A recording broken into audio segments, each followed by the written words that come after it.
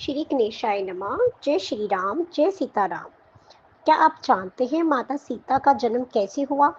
तो आइए सुनते हैं माता सीता की उत्पत्ति की कथा।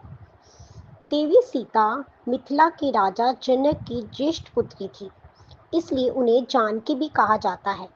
उनकी माता का नाम रानी सुनैना था। जनक नंदिनी माता सीता का जन्म कैसे हुआ, क्या है जन्म की पौराणिक कथा, इस संबंध में अलग अलग कथाएं मिलती हैं। तो आओ जानते हैं माता सीता का जन्म कैसे हुआ था, कैसे प्रकट हुई थी माता सीता।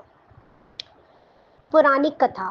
वाल्मीकि रामायण के अनुसार एक बार मिथिला में बड़े भयंकर सूखे से राजा जनक बेहद परेशान हो गए थे। तब इस समस्या से छुटकारा पाने के लिए उन्हें एक ऋषि ने यज्ञ करने और धरती पर हल चलाने का सुझाव दिया।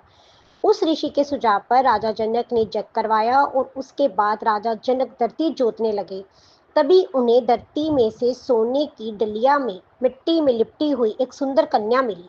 उस कन्या को हाथों में लेकर राजा जनक ने उसे सीता नाम दिया और उसे अपनी पुत्री के रूप में अपना लिया। कथा दूसरी। माता सीता के जन्म से जुड़ी एक और कथा प्रचलित है, जिसके अनुसार कहा जाता है कि माता सीता लंकापति रावण और मंदोदरी की पुत्री थी। इस कथा के अनुसार सीता जी वेदवती नाम की एक स्त्री का पूर्ण पूर्व जन्म थी।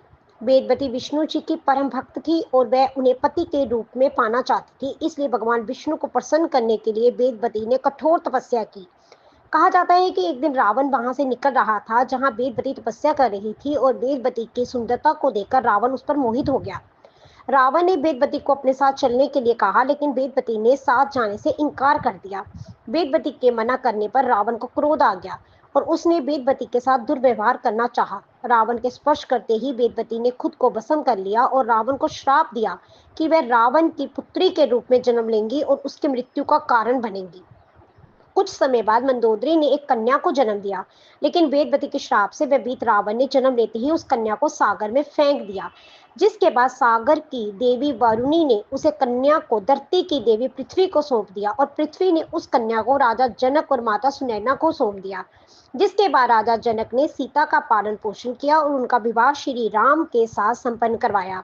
फिर वनवास के दौरान रावण ने सीता का अपहरण किया, जिसके कारण श्री राम ने रावण का वध किया। इस तरह से सीता रावण के वध का कारण बनी। माता की उत्पत्ति कथा संपूर्ण हुई। जय सीताराम। माता रानी हम सब पर कृपा करें।